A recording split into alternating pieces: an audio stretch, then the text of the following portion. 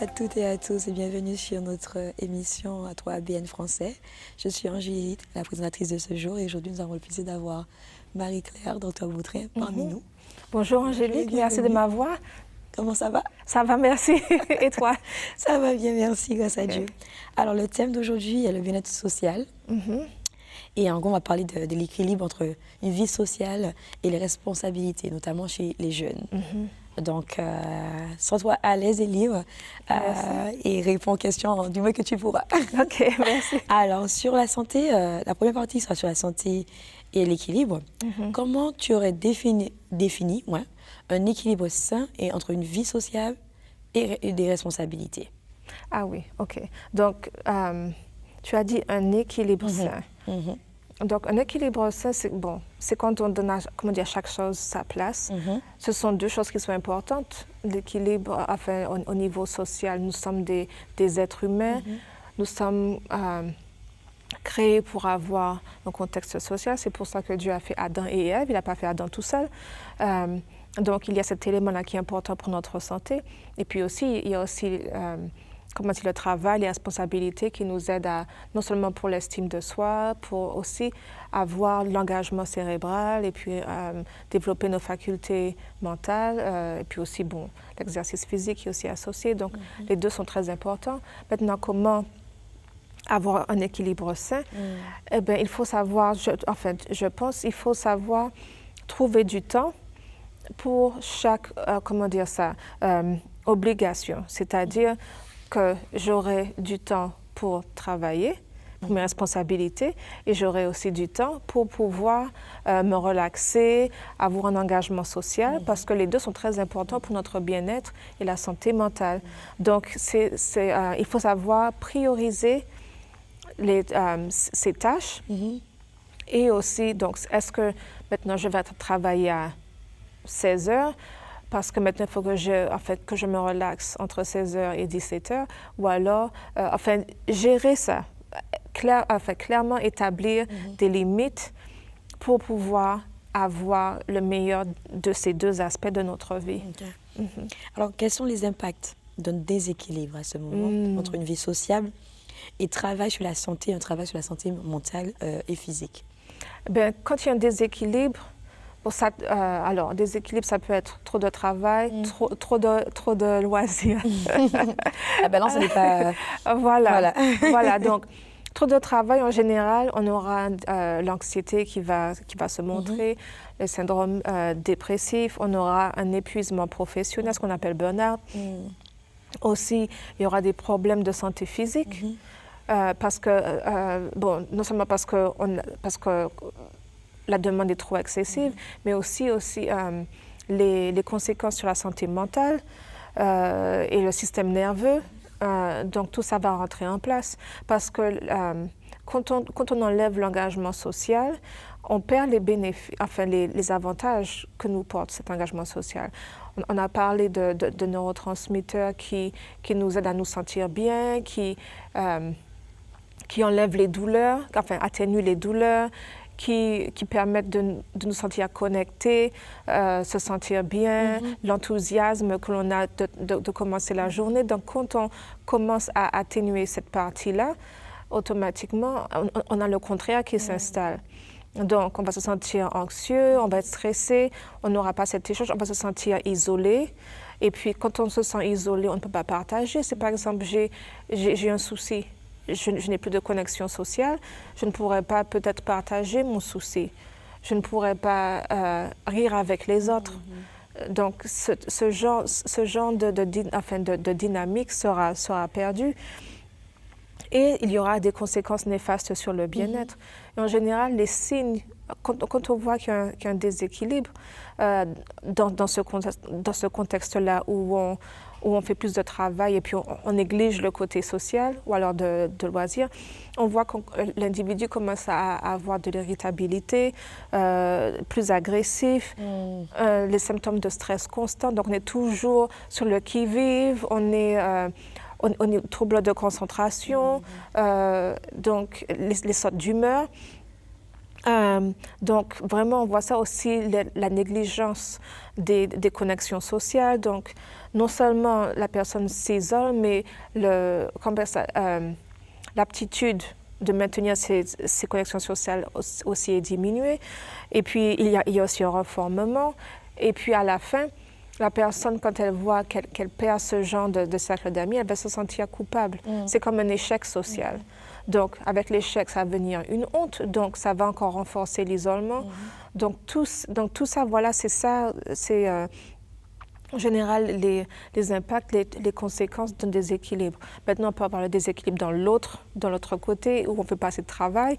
Et on passe son temps à s'amuser. Bon, il faut aussi être correct et juste.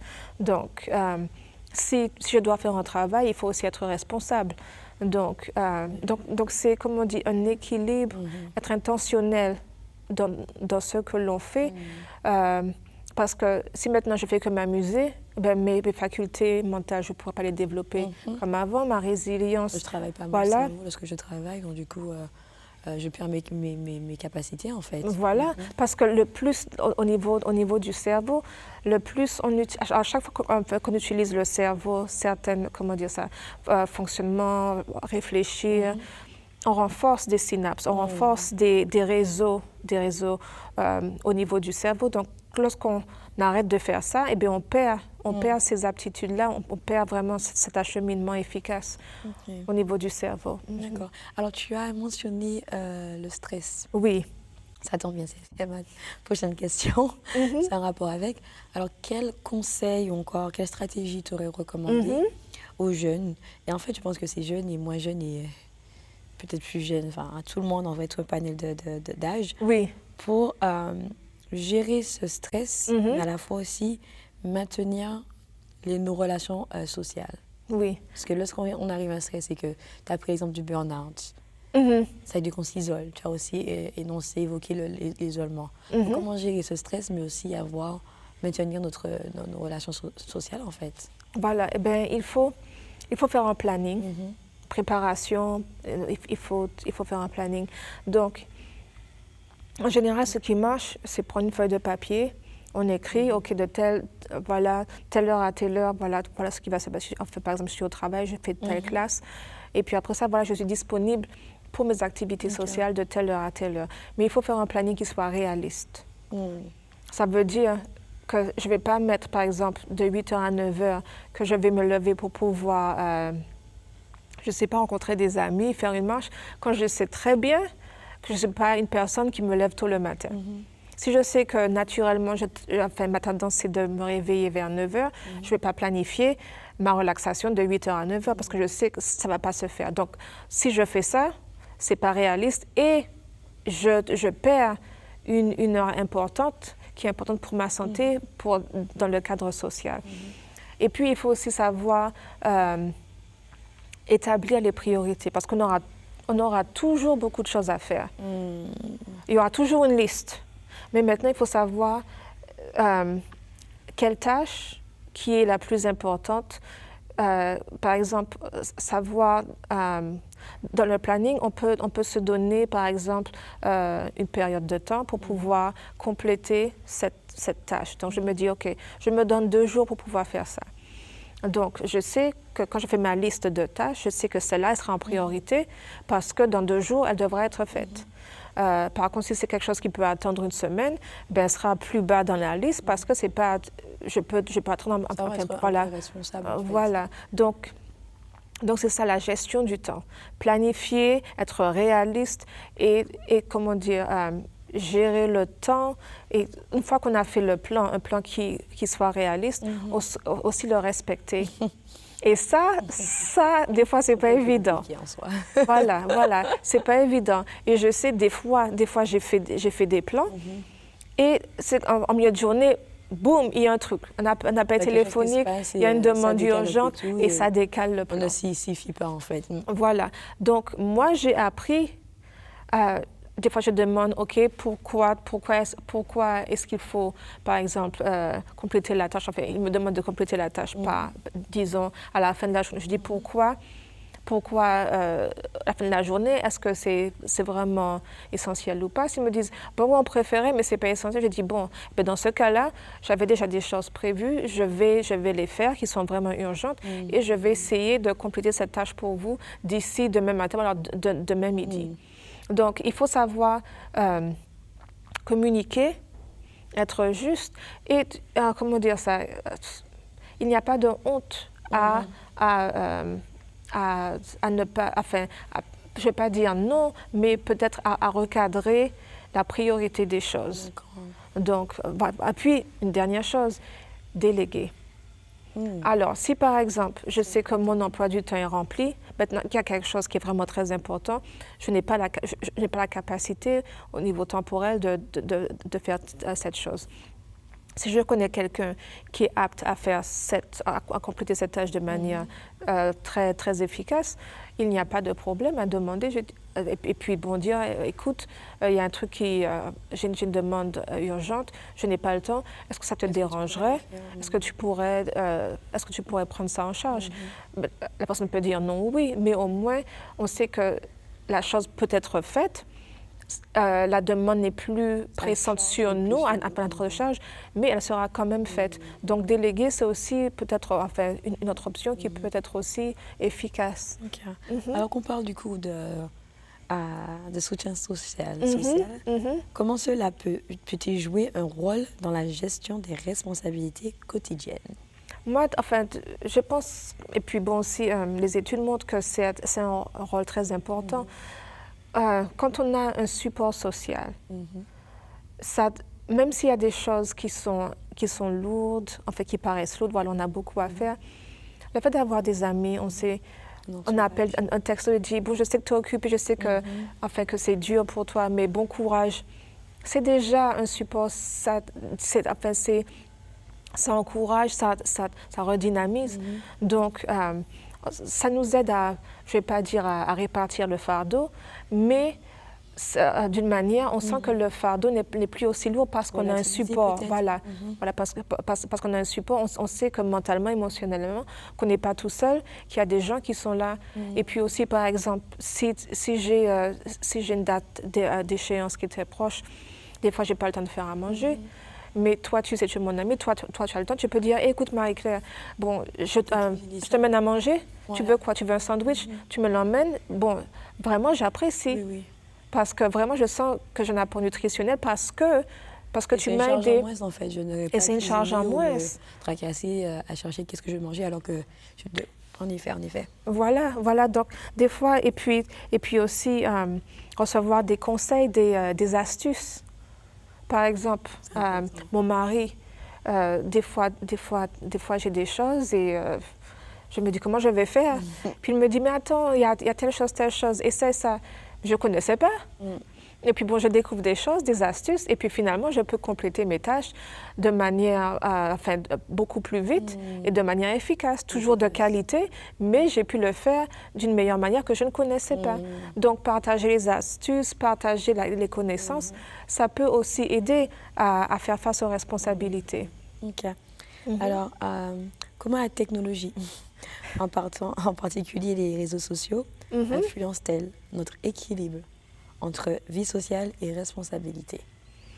Alors, la technologie en elle-même, ça peut aider.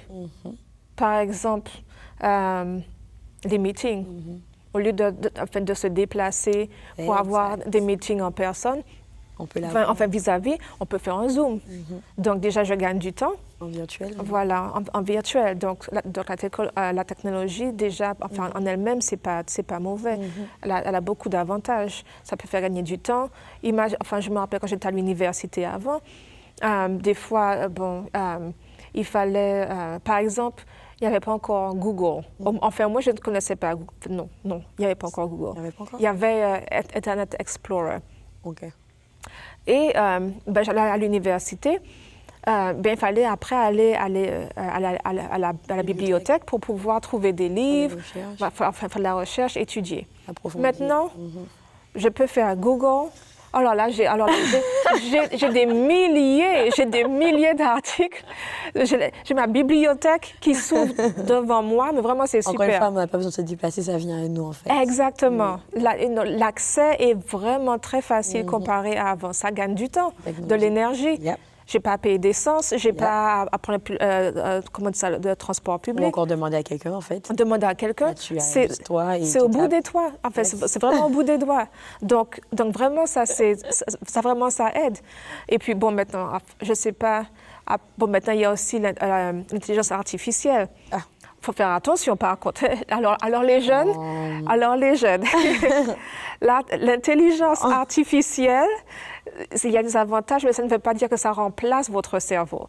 C'est une intelligence artificielle. Donc, ça veut dire, elle est là pour aider, mais en tant que jeune, vous devrez aussi être responsable et faire des propres recherches, en fait. Faire votre part. C'est vrai.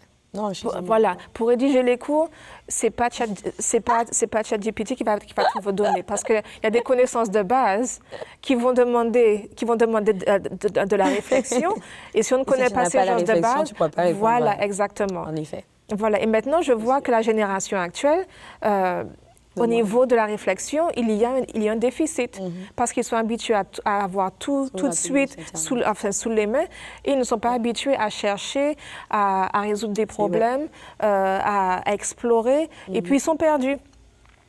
Mais cependant, pour revenir à ma question, oui. Le fait d'avoir toutes ces technologies, oui.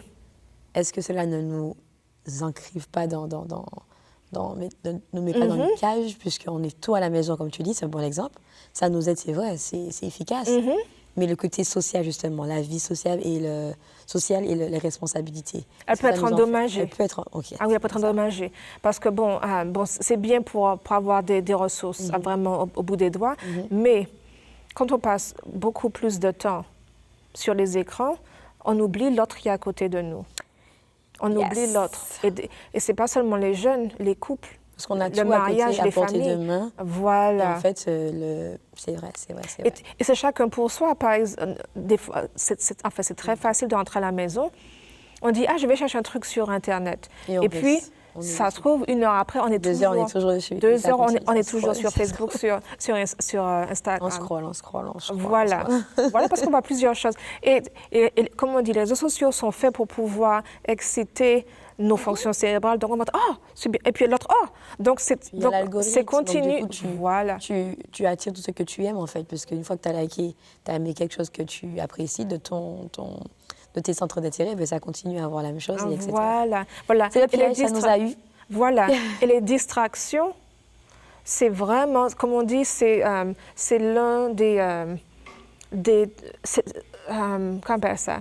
Les facteurs les plus mauvais pour pouvoir gérer son temps correctement. Parce que c'est très facile d'être distrait. Wow. Par exemple, je me réveille le matin, je me dis, je vais regarder l'heure.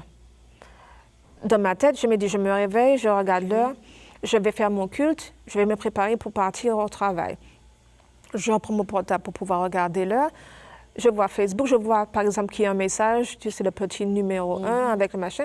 Je dis, c'est ainsi que je regarde qu'est-ce que j'ai fait. Je n'ai toujours pas fait mon culte, mais je suis toujours dessus et je suis en retard au final. Exactement. Donc finalement, il n'y a pas de culte, je suis en retard. Donc voilà. Donc il faut savoir reconnaître nos tendances et être vraiment très intentionnel comment gérer notre comportement. Donc si je sais que je suis très facilement distraite par mon téléphone, déjà, quand je vais dormir, je mets mon téléphone dans une autre pièce. Ça aide au niveau des ondes. Sur le vie. C'est vrai. Voilà, parce que je peux me reposer sans avoir les ondes près de ma tête. C'est vrai. Et quand je me réveille le matin, je ne suis pas distraite. Si je veux savoir l'heure, j'ai ma montre ou alors je peux avoir une horloge. OK, je venais pour dire voilà. Voilà quoi. Voilà, mais je n'ai pas mon téléphone. Avant l'horloge, c'est vrai. Voilà. Donc je sais que je me réveille, je vais faire mon culte, avoir ma relation avec Dieu, mais c'est prioritaire. On ne peut pas commencer la journée sans Dieu. Si vraiment on veut avoir une assurance, une paix, une bonne journée, une confiance, une bonne journée, il faut automatiquement la mettre entre les mains de Dieu. Amen. Voilà. Alors, il nous reste 2 autres questions. La première serait quelle est l'importance des loisirs et des activités sociales pour la santé mentale? J'apprécie énormément cette question. C'est très important. Ah, tu aimes les loisirs? Parce que je me dis, je vais un peu loin, mais je pense surtout quand j'entends loisirs, notamment aux plus jeunes, peut-être pas les jeunes ados, mais même dès l'enfance en fait. Et tout de suite, j'ai lu la question, j'ai pensé à lorsqu'on parle des enfants qui sont peut-être l'école à la maison. Et en fait, c'est vraiment important l'interaction sociale. Si tu n'en as pas, tu ne sais pas ce que tu as là, ça peut vraiment te bloquer dans plein de choses dans le futur, en fait. Ah oui. Mais bon, je te laisse répondre, c'est toi qui... Voilà. Oui, non, en fait, mais ce que tu dis, c'est vrai, l'échange social, c'est très important.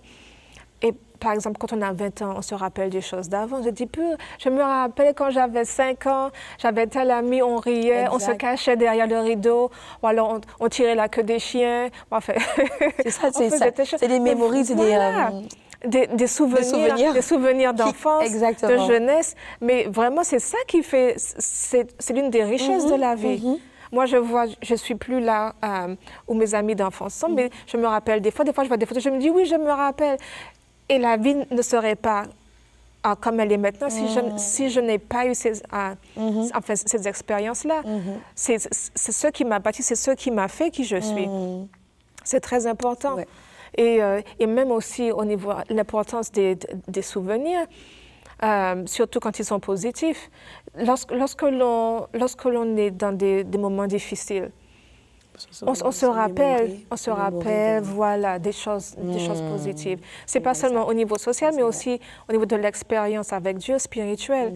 Quand on a des problèmes ou alors des tracas, on peut se dire, eh bien, Dieu m'a aidé dans le passé de telle manière, donc je sais que maintenant, s'il a fait avant, il peut le faire à nouveau. Donc, c'est très important. Maintenant, au niveau des loisirs, oui, les loisirs sont très importants parce qu'il faut se donner le temps de se relaxer, d'évacuer, de laisser. Je ne connais plus le nom. Scientifique, c'est pas la dopamine, c'est quoi le... Dopamine, l'oxytocine. C'est celui qui provoque le bonheur. Le bonheur, ben oui, c'est la dopamine, voilà, dopamine. Oui. C'est vraiment important, voilà. Ben oui, tout ça, c'est important. Et je sais quand même que je suis coupable. Je suis coupable parce que je suis, comme on dit, je suis très orientée sur les buts. Je sais que j'ai un but à atteindre. Ça tombe bien, en plus. J'ai un but à atteindre, je suis vraiment focalisée dessus. Et tant que ça ne sera pas fait, dans ma tête, je me dis, il faut que je finisse. Et des fois, j'ai... Ma prochaine question, continue. Ma prochaine question ça tombe bien. Et des fois, pour moi, c'est dur de me relaxer parce que je sais que j'ai des trucs à faire. Mais j'ai appris dans la vie qu'il faut que je me donne le temps de me relaxer. Parce que s'il n'y a pas cet équilibre-là, tous les symptômes dont je t'ai parlé avant, ça va se voir. Même Dieu s'est reposé le 7e jour. Et Dieu s'est reposé le 7e jour. Et Dieu se retirait des foules quand il sentait que ce qu'il devait faire avait été fait. Donc, c'est vraiment important pour la relaxation, le bien-être, la réduction du stress, renforcer les liens sociaux et puis aussi favoriser une meilleure qualité de vie. La vie n'est pas définie par notre performance professionnelle ou à l'université ou scolaire. Nous sommes beaucoup plus que des notes, nous sommes beaucoup plus que des titres professionnels. Dieu a envoyé son Fils pour nous, pour pouvoir... ça met une valeur qu'on ne peut pas déterminer. Vraiment, c'est très important. Donc, il faut aussi que l'on accepte. Je sais que la société dit « Ah oui, c'est très important. Ah oui, c'est monsieur ci, madame ça. » Mais on ne devrait pas se définir à travers la société, les valeurs de la société. Alors, tu as dit quelque chose. Moi-même, je suis coupable. J'ai retenu cette petite phrase parce que ma dernière question est, on va aller un petit peu vite, comment gérer la culpabilité que l'on peut ressentir en prenant du temps pour soi alors que des responsabilités nous attendent? C'est vrai que ce sentiment de culpabilité, moi, ça vient des attentes. Qui donne les attentes? Soit l'employeur, soit la famille, soit nos proches, soit ce qu'on voit à la télé, soit ce qu'on voit sur les réseaux sociaux. Ou alors même, ça vient de nous. Voilà, je venais pour dire même aussi. Voilà. Donc, il faut savoir reconnaître que, d'accord, il y a des attentes, mais la manière dont nous sommes faits, on ne pourra pas avoir une performance optimale en négligeant le côté social, le côté de relaxation. Donc, ce n'est pas être égoïste, ce n'est pas être être faible ou avoir une carence de notre personne. Non, c'est être humain. C'est être humain. Ce n'est pas du tout être égoïste. Donc, déjà, le sentiment de culpabilité, est-ce que vraiment je dois me sentir coupable? Pourquoi je me sens coupable? C'est parce que j'ai conscience qu'il y a une attente quelque part. Des fois, les attentes que l'on met sur nous, alors qu'ils sont mises sur nous, ne sont pas du tout équilibrées. Donc, il faut savoir aussi discerner ce genre de choses-là. Donc, si quelqu'un, parce qu'il y a toujours du monde qui voudra notre temps, qui voudra notre énergie, mais ça ne veut pas dire que c'est ce qui est bon pour nous, pour notre bien-être. Surtout en tant que jeunes, les jeunes ont beaucoup de potentiel, de créativité, d'intelligence, d'énergie, de dynamisme. Vraiment, c'est l'époque vraiment cruciale, vitale, quand on regarde la vie. Donc, c'est très logique, si quelqu'un veut avoir les meilleurs résultats, de mettre ça sur les jeunes. Maintenant, il faut savoir aussi se connaître et se dire, non, je ne suis pas égoïste, mais il est nécessaire pour moi de me reposer. Et pour cela, il faut que je planifie des moments où je me retire de pause, et puis aussi me rappeler que le repos va aussi m'aider à agir mieux, à réfléchir mieux, à me concentrer, voilà, améliorer ma productivité. La productivité. Parce que des fois, je me dis, ah oui, je vais perdre du temps si je fais ça. Non, c'est un temps qui va me propulser dans une meilleure performance future. Donc, il est très important de ne pas se sentir coupable. Et si des fois les gens mettent la pression, il faut savoir, comme on disait avant, être ferme, poli mais ferme, pour dire merci, mais j'ai besoin même pour nous aussi, de me relaxer. Et on a besoin de cette pause, moi aussi. Ou dans l'inverse. Déjà, des fois, à la pause, oui, j'aimerais faire quelque chose en plus, mais j'ai d'autres responsabilités que je n'ai pas pu cocher, en fait. Donc oui, j'ai ce loisir, mais maintenant, il faudra que je dise non à ça parce que j'ai d'autres choses à faire, j'ai d'autres priorités, en fait. Exactement. Donc, culpabilité, il faut toujours mettre en question. Pourquoi je me sens coupable? Parce que il faut que l'on se repose un moment. En tout cas, merci beaucoup d'avoir participé à cette série avec nous. Merci d'avoir répondu à mes questions. Avec plaisir. On se revoit une prochaine fois. Ben oui. Je vous remercie d'avoir suivi notre émission 3ABN français. Si vous avez des retours, n'hésitez pas à nous contacter sur 3abn@3abn.org. Et c'est un plaisir d'avoir été avec vous. On se retrouve la prochaine fois. Merci, au revoir.